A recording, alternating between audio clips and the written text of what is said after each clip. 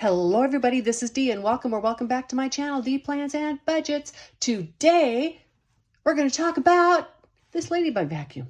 No, not really. We're not going to talk about her. Isn't she cute? However, on the savings challenges that I did earlier, or they're going to post later this week, I did them earlier before the cruise, and I didn't get to use my cute little vacuum yet. But we'll see her when I do my next challenges.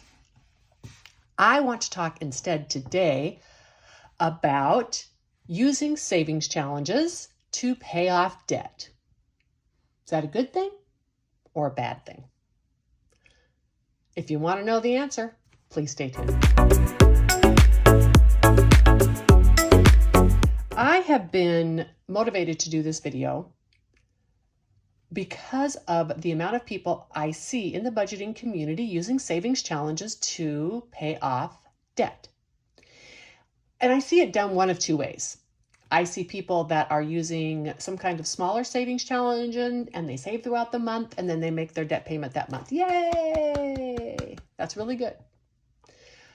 I also see people who decide to take on some of the larger challenges so that they can pay off debt and decide to save for an entire year or maybe 6 months, whatever that period of time is. And they're going to save it all and make one lump sum payment. And you know what? I'm going to applaud you for saving to pay off debt. Yay! However, that is not the best way to do it for the purposes of your budget. And since this is a budgeting challenge or channel, I want to talk about what is always best for your budget. I understand there's many reasons that people want to save in this way, and we'll talk about them later, and I'm going to give you some solutions for that. But first, let's just talk about the math. Whenever I want to fight my intuition, I write a spreadsheet because math doesn't lie. Sometimes I'm not too brilliant at coming up with the formula, but this is pretty simple, so I was able to do it.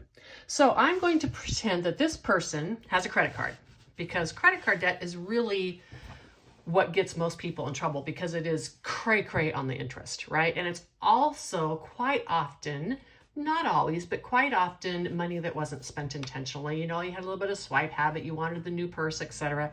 And please, I understand people out there that have had to use credit cards for an emergency fund. For many years, a credit card was an emergency fund for me. I get that. I am fortunate enough now that I do not have debt, but it doesn't mean that I don't understand how debt works, how detrimental it can be to your budgeting and to your future financial plans, and also how depressing it can be to pay it back, and why using savings challenges takes some of the depression out of that and makes it a little bit more fun. I have done this spreadsheet, assuming that this person, let's call them Ladybug. Let's call her Ladybug. She'll be right there. Right. There she is. That's right. I zoomed in. Sorry. Woo, it's a big ladybug. So little Miss Ladybug has $1,500 in credit card debt. And we're going to pretend that little Miss Ladybug needed a place to lay her eggs. Do ladybugs lay eggs? I don't know. Okay, we're going to say this ladybugs lay eggs. And she needed a place to lay her eggs. And it cost her $1,500. She had no money because she hadn't worked because there was no need for ladybugs, I guess. Anyhow, so she is paying an annual percentage yield of 25% because she has good credit. And believe it or not, right now, good credit gets you about 25% annual percentage yield. And she is going to pay $100 a month on this balance. Now, I did not include any minimum payment in this because of all the differences in minimum payments. And I know there's going to be naysayers out there that are going to look at this final thing and they're going to say, oh, but Dee, if you were making a minimum payment, that would make a big difference. And I'm going to explain to you why it doesn't. But little Miss Ladybug has $1,500 in debt. So in the first month, she accrues $37.50 in interest. She makes a $100 payment, and now she owes $1,437.50. She paid $100. She made $63 worth of debt reduction. However, the next month, you'll notice she's only paying $35.94 in interest. I don't know how to make a spreadsheet round. Anyhow, she's going to pay that same $100 because she's doing her savings challenges every month. She's saving that $100 and she's paying it off. Now the next month she owes $1,373, and she continues to do this for an entire year because she's such a diligent ladybug, taking care of all those eggs and paying off her debt. So at the end of the year, she now owes only $637. Now, of course, she's paid $1,200. She still owes $637, which math should tell you she should only owe $3, but you know, that's all that interest that she's paying every month. But that's okay because the credit card was there for her when she needed the money.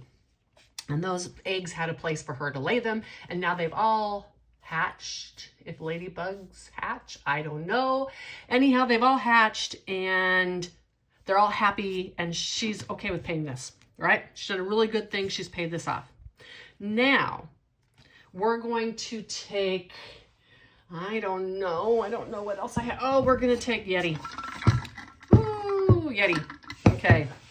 Yeti wanted to do savings challenges and Yeti wanted to do a big amount and pay it off all at once. And so Yeti decided to not make a payment every month. And so same thing, Yeti started with $1,500. Yeti needed to buy some ice to put inside him to keep all his beverages cold.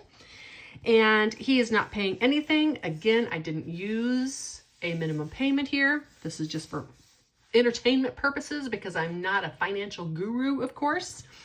But so now Yeti at the end of the month owes $1,537. And of course, if he was making a minimum payment, that would have a little bit of an impact. But as you can see, oops, I'm sorry, I was showing you the wrong number. As you can see, by making no payments every month and just putting that $100 into an envelope every month, Yeti has paid the same $1,200. He's going to pay that all at the end of the year.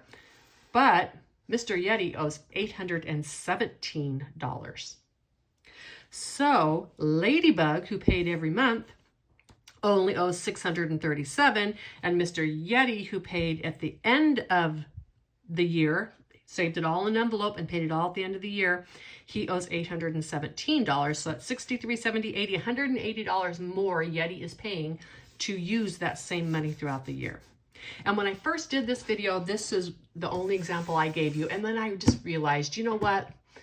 People are going to say, oh, but that minimum payment, because that's intuition, right? Our intuition just lets us down so much. So I decided to re-record this video, go write another spreadsheet real quick. And here we go. Here's a minimum payment. I did a minimum payment of $45, just guessing. And guess what? At the end of the year, making only the minimum payment, Mr. Yeti still owed $196. And at the end of the year, Miss Ladybug making the minimum payment plus the $45 or plus the $100 owed $16.97. Here you go. I hope you all believe me in the future when I tell you that something doesn't matter like a minimum payment, but oh well.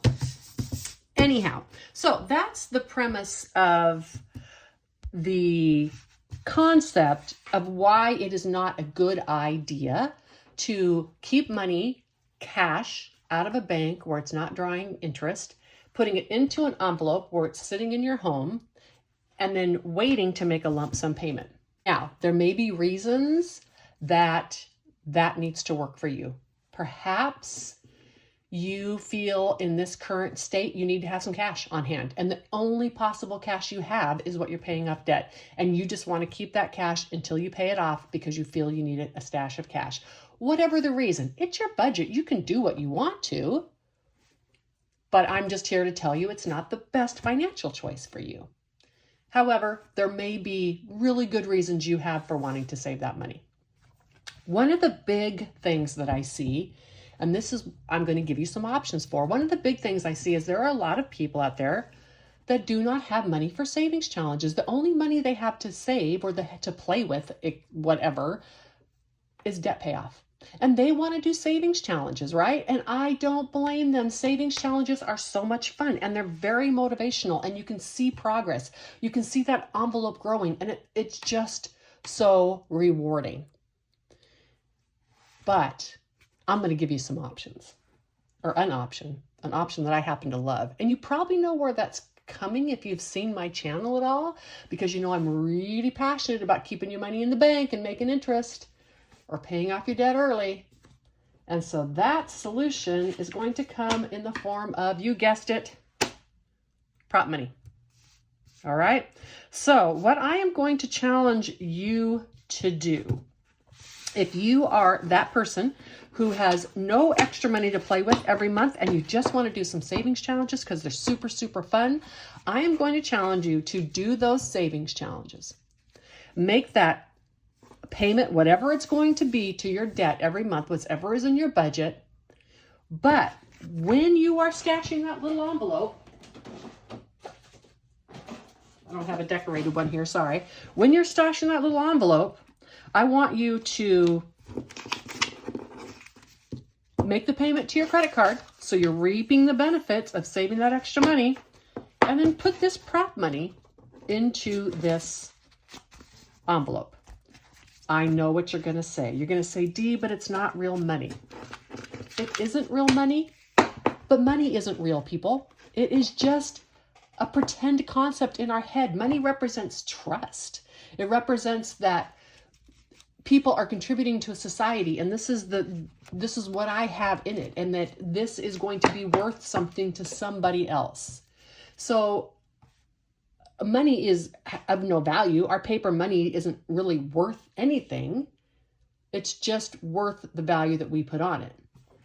And it's worth the value the society puts on it. So I am here to tell you that this prop money can and will motivate you.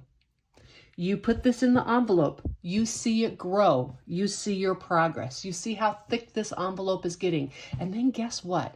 All of a sudden you're like, oh, what if I can find another $5 and I can put it in this envelope and I can pay off my debt even quicker. You will find this is extremely motivating. But this, you can't put this in the bank. You're not making interest on this. This is just prop money. It just represents the money that you're paying to your debt.